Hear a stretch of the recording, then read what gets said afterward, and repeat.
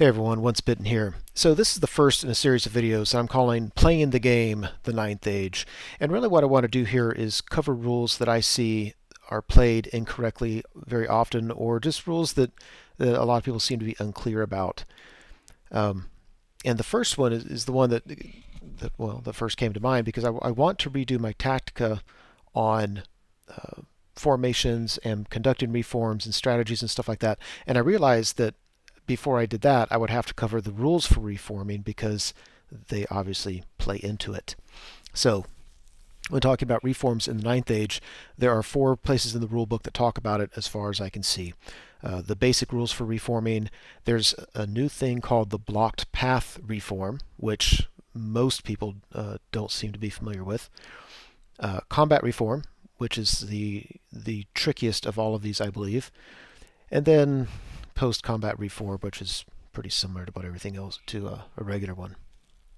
So let's go in that order.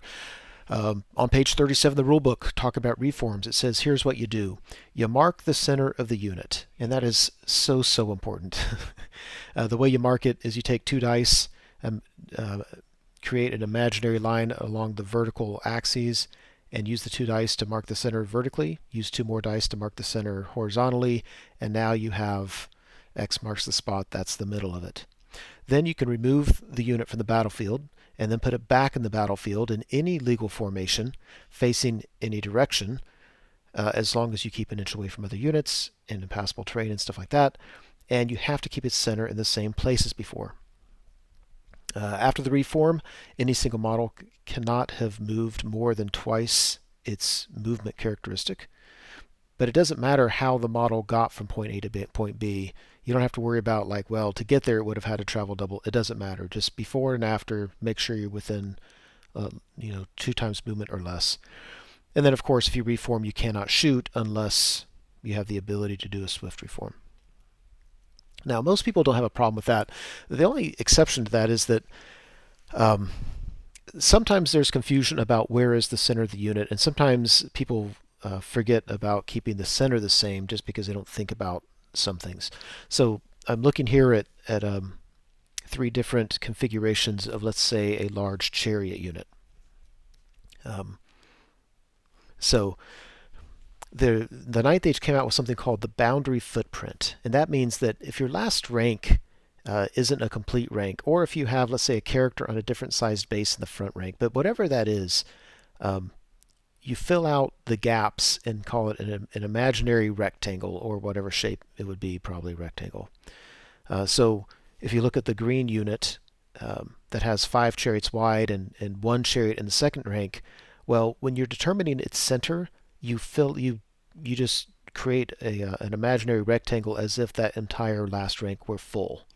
So having 1 versus having 5 in the last rank does not affect where the center of the unit is. So if you look at the bottom, you see those are just the boundary footprints. Same number of models, just different configurations, but the boundary footprint gets larger just simply because the front rank has more in it. And that is important because when you reform, you have to keep the center of the unit the same. And what I see a lot of people do is they're pretty good at keeping the center the same horizontally. So in this case, let's say that they want to take a unit in the green formation and change it to the blue formation. Well, it's 5 wide and they want to go to 3 wide, and most people very intuitively keep the unit the same that way. But the problem is when you go from 2 ranks to 3 ranks, that actually shifts your the center of the unit back a little bit. So what I find myself very consistently have to remind people is if you go from the green formation to the blue formation, you then need to move your unit forward just a little bit to keep the center the same. Which is why I said that marking the center of the unit before you pick it up off the table is by far the best way to do it. If you sit there where the unit begins and you start taking models, let's say the green unit, and you take the rightmost models and you start putting them in the back of the unit, you've automatically shifted your center way to the left and more forward than it should be. If you literally mark the center and then pull that unit out and then put it in the right and put it back and make sure the center is the same, all problems are solved. So I don't have a problem with people leaving their unit there and just moving models around. I just think it's important to mark the center of the unit before you do that so that you can make sure the center actually does stay the same. All right. Block path reform is not difficult. It's a very, very new concept. So for those who used to play Warhammer Fantasy, in 8th edition they came out with a rule that they called closing the door. And I still use that term very frequently. But basically, if you ever charge a unit, you have to be able to close the door so that you align with that unit. And if for some reason a charging unit cannot close the door to the unit being charged, then the unit being charged, then it closes the door. But either way, you make sure you're flush with each other. Well, some really smart players looked at that and they said, well, you know what? I could take another unit and make it such that he cannot charge either of my two units because neither of my units would be able to close the door to him. And so then it's too counterintuitive. It's too wonky. Like, what do you mean I can't charge either unit? You're right there in front of me. That is what this rule is intended to a little bit to counter. So here's what it says. If that's the case, if you want to charge a unit, it's within your line of sight. You have plenty of range to get there, but you can't close the door to it, and it can't close the door to you because of an I want to make sure I'm right here. Due to a convoluted positioning of an enemy unit. So let's be very clear about this. If they've positioned their unit that neither one of you can close the door to each other, but they're using impassable terrain to do that, that's fine. You can't charge each other. That's just the way it is. But if they've used another one of their units to do that, then this rule kicks in. And here's what it says. Okay, if by moving the charging unit directly straight ahead, you would still touch it. So if he does it such that you couldn't touch that unit by moving directly straight ahead, again, that changes things. It doesn't apply. But if by moving directly straight forward you touch the unit, then it tries to close the door to you. If it can't close the door to you, then the charged unit actually does a reform to make the charge work. So what you try to do is you try to make sure, first off, you make sure the facing is correct. Then you try to keep the number of ranks and files the same. And then thirdly, you try to maximize models in combat. But if you can't do all those things and have the charge work, then you go in reverse order. Fine. Then we don't worry about maximized models in combat. Then we change ranks or files so that it works. So let's visualize this. The blue unit, let's see. Under normal situations, the blue unit cannot charge the yellow unit because the green unit blocks it from completing the charge, and the green unit also blocks it from being able to close the yellow unit to close the door to the blue unit. Very similarly, the blue unit cannot charge the green unit for the same reasons. It can't close the door to it because the yellow unit's blocking, and green can't close the door to the blue unit because the yellow unit's blocking again. So then this kicks in. You say, well, if I move the blue unit straight ahead, would it touch the green unit? And the answer is yes. Now, before I move on, I want to address the other situation. If the blue unit moves straight ahead, will it touch the yellow unit? And the answer is no, because it would hit the green before it hits the yellow. So the blocked path reform does not count towards the yellow unit. The blue unit cannot charge the yellow unit. It's an illegal charge. I can't close the door to it. It can't close the door to me. And by moving straight ahead, I can't touch it. So, sorry, it's an illegal charge. But the green unit, it can touch by moving straight ahead. So instead of closing the door per se, then we're just going to take the green unit and just reform it to where the combat works. And in this case, there's nothing keeping it from, I don't need to change the ranks and files, so you literally just move it, position it to where it's the case. But even if something else was there and you couldn't make the combat work by being 5 wide, then you would go 3 wide and 12 deep or whatever it is to make sure that combat works. So this is a rule that I haven't seen in previous iterations of similar games, and so this is the one I think is going to cause a lot of, I don't know if this is worth bringing this up in tournaments if people aren't familiar with it, which is why I'm putting out this video so that people can become familiar with this. Thing to keep in mind is the problem caused because of positioning of an enemy unit, and if by moving straight ahead, can you touch that unit? If so, you make the combat work the charge, you make the charge complete if it's in any way possible. All right, let's go to combat reform. I'm looking at page 63 of the rule book. Let's see, after a combat and anybody who's fled or pursued has already done their thing, then the units that are still engaged in combat can conduct a reform. Now, if you're on the losing side of combat, of course, you can only do a reform if you pass a leadership test, and it's modified by basically whatever it is normally. So if you lost combat, how many did you lose combat? If you were stubborn, then you would use an unmodified leadership, all that kind of stuff. So whoever...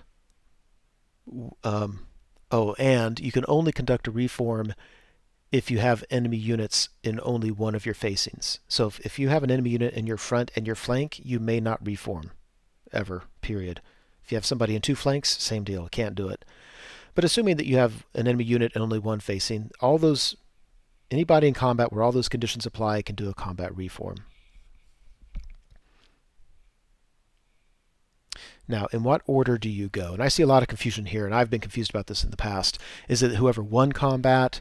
Do you dice it off? And the answer is no and no. Whoever's turn it is determines who reforms first. And whoever reforms first reforms all of their units first, and then the other person reforms.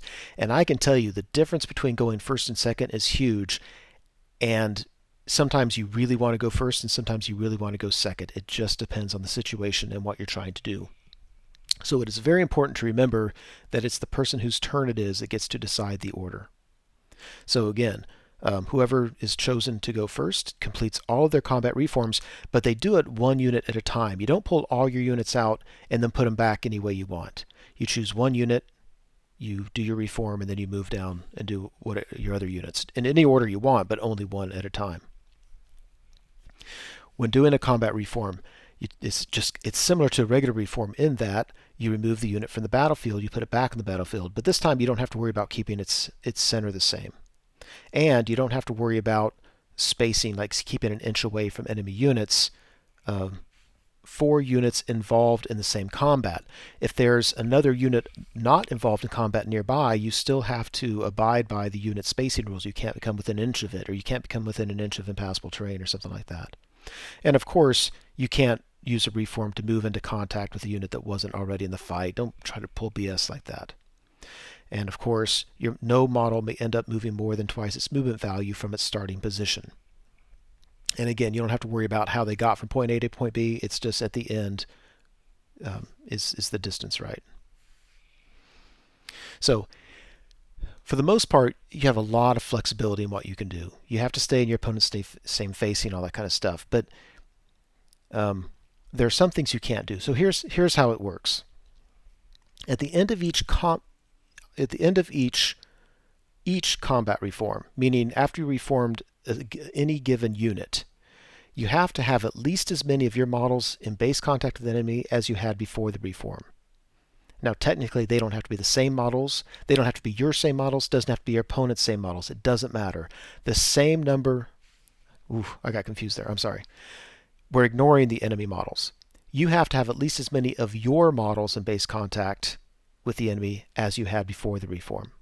So it doesn't matter about the enemy right now. At the end of every unit's reform, do you have the same number or more in contact? And then are character models that were in base contact with an enemy still in base contact? Now, here's a little bit of confusion because I read this as meaning any character models that were in base contact with an enemy. So yours and your opponent's.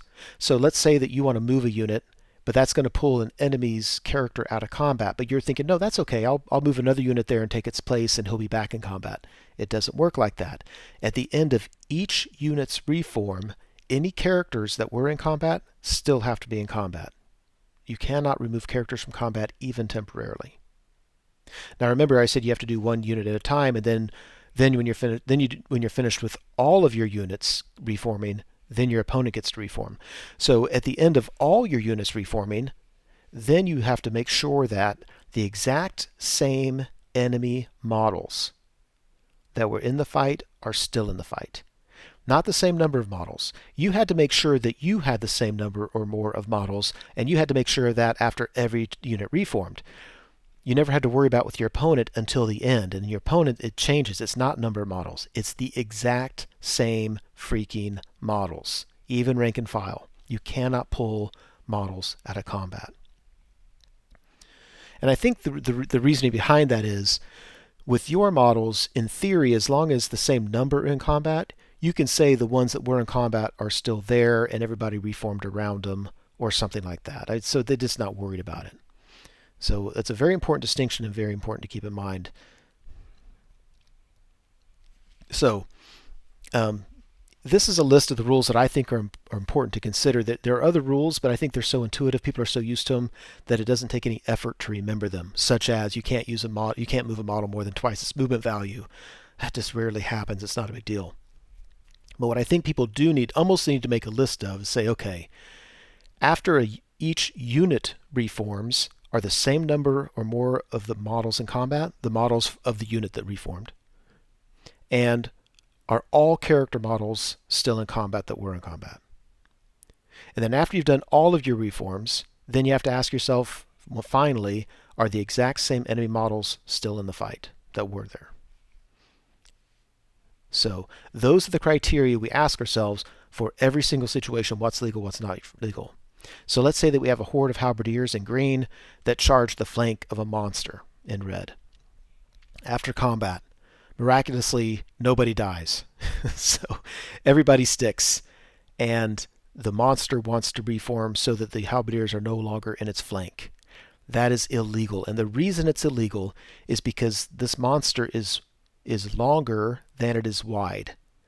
And so by turning it, you mathematically have to remove models from combat. So therefore you may not do it. The only way you could ever do it is if you had somebody charge in and somehow pick up those two models at your corner and make it so you could reform and still keep everybody else in combat. And if you can't do that, then you're screwed. You'll never be able to reform. Or just kill them down to where they have less than that number of models. Other situations. Look at the top one. Can I go from the left to the right? So we've got a monstrous beast in red fighting that same halberdier unit. And at the end of combat, I want to slide it down.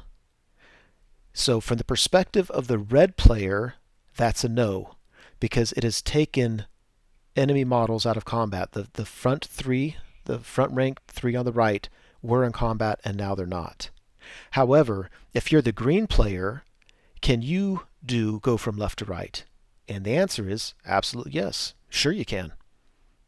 You know, after combat, the same number of models that were in combat are still in combat. Your enemy models, the same ones, there's only one, so that's easy. It's still in combat. And as long as by moving you don't remove a character from combat, you're golden. That's totally fine. Okay, look at the middle one. Can you go from left to right? Let's say that blue one's a character. You have some kind of small monster in red, and you've got a character that's on, I don't know, whatever. He's in blue. Can you do that? Well, let's say you picked the blue one up first and moved it to the left to where it is in the final position. If it's right next to the red one, and at that point you ask yourself, do I have the same number of models in combat? Well, yes, I do. Have I removed any enemy characters from combat? Well, it's hard to know from this picture, but let's say you didn't. And you're like, well, that's all I need to know. That's fine. So then you take the red one and you move it over. And you ask yourself, are all my models the same number of models that I had in combat still in combat? Yes, I started with 2. I still have 2. Did I remove any models from combat? Any character models from combat? Mine or my opponent's? No, I didn't. Okay, well now I'm done. So now I have to ask myself, are all the same character model, enemy character, are all the same enemy models that were in combat on the left, are they still in combat on the right? Yes, they are. Then that's a legal combat reform. And this is one that I see people, if they're not familiar with this, and especially if it's in a situation that they really care about, let's say a tournament, you can tell they're just really, really unhappy. Like that just doesn't make any sense at all. It may or may not make sense, and that doesn't matter because we have to play rules as written, and the rules are written so carefully that I can't believe that the rules team didn't consider this. I think they easily could have said that worded it in a way that this was not possible. My guess is they wanted to keep it simple enough and they just weren't worried about this happening. But whatever it is, that middle one is legal. So add that to your repertoire of reforming options. Now let's look at the bottom one. We have a similar situation, but why do I say we can do it in the second one, but we can't do it in the third one? And the reason we can't do it in the third one is because we can only move one at a time. So we pick up the blue model and we try to move it over on the left side, but the red one's in the way. So the only way to make the third one work is if you were to change them both at the same time. And that's why I'm saying you have to be careful about that. You don't do them at the same time. You do one at a time. And so the third one isn't possible because they're switching positions on top of each other. All right, what about this one? Again, it doesn't matter if it looks convoluted or not. I'm purposely choosing as convoluted an example as I can. What you have to ask yourself is, well, I would have to do the blue one first. So I pick the blue one up and I move it from where it is on the left to where you see it on the right. And I have to ask myself, do I have the same number of models in combat? Yes, I do. Have I removed any characters from combat? And let's say for sake of argument that I haven't. I mean, certainly I haven't removed any of mine from combat. And let's say that I haven't removed any green characters from combat. Then we're good so far. Then we want to reform the red one. So we pick it up off the table and we put it back down. It's in a legal formation. I'm still in the same facing of my enemy. I'm still in my enemy's front. I'm just offering the enemy my flank instead of my front. And by the way, anybody who says you can't do that, I would ask why. And sometimes people say because you've changed the facing. And I would counter, if that's the case, then you're saying that if an enemy charges you in your flank, you can never turn to give them your front because that changes the facing. And that's wrong. It's a wrong interpretation of it. Changing facing means that if I'm in my enemy's front, I have to stay in my enemy's front. This red one is still in the enemy's front. It's turned its side to the enemy and given him a flank. So the only questions you have to ask ourselves are, do I still have the same number of models in combat? Yes, I do. Have I removed any characters from combat? For sake of argument, let's say no, we haven't. Now that I've finished with all of my units reforming, I have to ask myself one final question, and that is, are there any enemy models that were in combat that are now not in combat? And if you look at it, the answer is no. The only questionable one is the second green model from the left. I did this such that the red model does not quite touch it, but if you think it's touching it, then yes, that would be an illegal formation. But assuming he's not touching that second from the left green model, then this is a perfectly legitimate combat reform. So I know if you're not used to it, it can seem a little bit wonky. If you get used to just those three criteria to ask, it becomes very, very simple. And the last kind of reform is the post-combat reform, which actually doesn't change very much. It just has a couple conditions on it. So basically, let's say you get into combat and afterwards you're no longer in combat because the enemy broke and you did not pursue or overrun because you charged in and killed everybody, whatever it is. You're sitting there all alone after combat. You can either reform or you can pivot. If you pivot, there are no restrictions at all. Game goes on as normal. If you choose to reform, there are two restrictions. The first one is that on the current player turn, the turn it is right now, you are not counted as scoring. As soon as it's the next player turn, now you get your scoring back, everything is fine. And what they're doing for that is they're saying, look, if it's the bottom of the last turn, combat's over, you can't reform and secure objective, ha ha ha. You can't do that.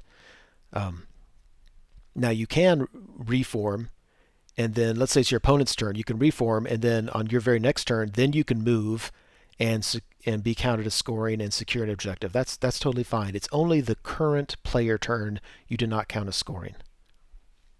Another restriction, though, is that if you choose to reform in the following player turn, you may not declare any charges. So if you charge in and you in combat, you can reform all you want. The next player turn is your opponent's turn. You couldn't charge anyway. That's fine. And then the following turn, when it's your turn again, now you can charge because that's not the following player turn. It's two player turns from now. Yeah, so if it's your opponent's turn and you reform, then you're not going to be able to charge on your turn. So I would just keep in mind those two restrictions. And of course, you resolve anything pursuing and fleeing before you do these reforms. And that's come up for me before because, if I reform first, then this other unit that was had to pursue would get stopped, and I want that to happen. You can't play games like that. You do pursuing units, fleeing units, all that kind of stuff, and then you do your combat reforms. So that's it for combat reforms. I hope to redo my formation and reforming tactica soon, but like I said, I kind of needed these rules being clarified before I did it.